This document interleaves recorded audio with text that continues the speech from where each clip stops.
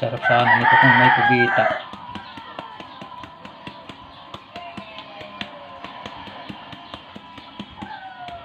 Hindi man lang nagapadala din si Bayaw uloy na yung pugita ay. Manlahok man lang din sa papaya. Mauwi na lang at maninisid sa dagat. Makatikiman lang iring mag-ina ko ng pugita.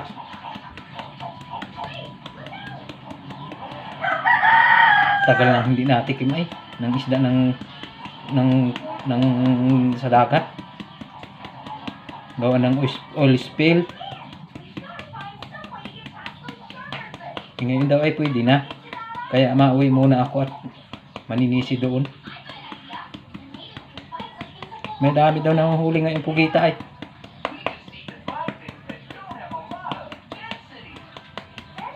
Ay ganito ang pinakamasarap na lahok, papaya, ginataan.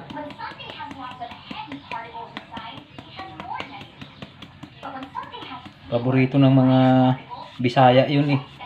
Ginataan baga.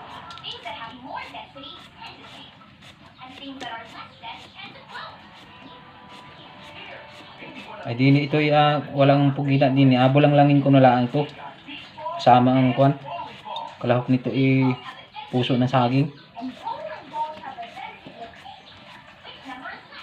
Sarap din may sabaw eh. Bago kaunting dahon ng malunggay. Dalaman din ang kanin pa ilalim.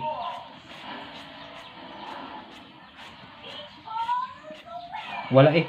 Taghirap ngayon sa ulam. Kaya tiis muna sa papaya. Malayo pa sa dagat.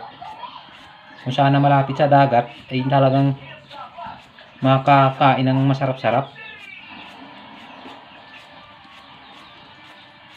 Ay di sa bundok din. Kaya gulay-gulay lang. Papahaw ka ng buhay.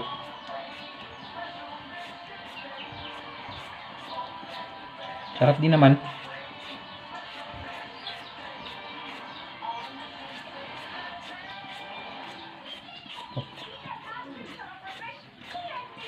Pag nakakalusong sa baba, nakakabili ng isda. Pag nakakapunta ng bayan, karni.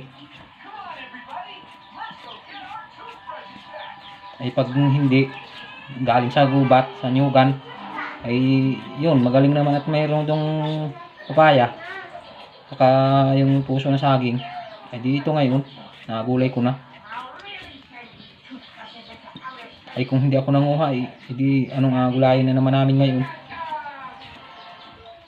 Tiis na naman sa tuyo. Purga na sa tuyo eh.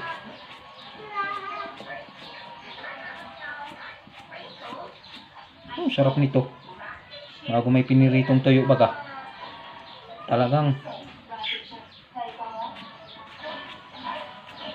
kahit busog na ay mapapakain pa.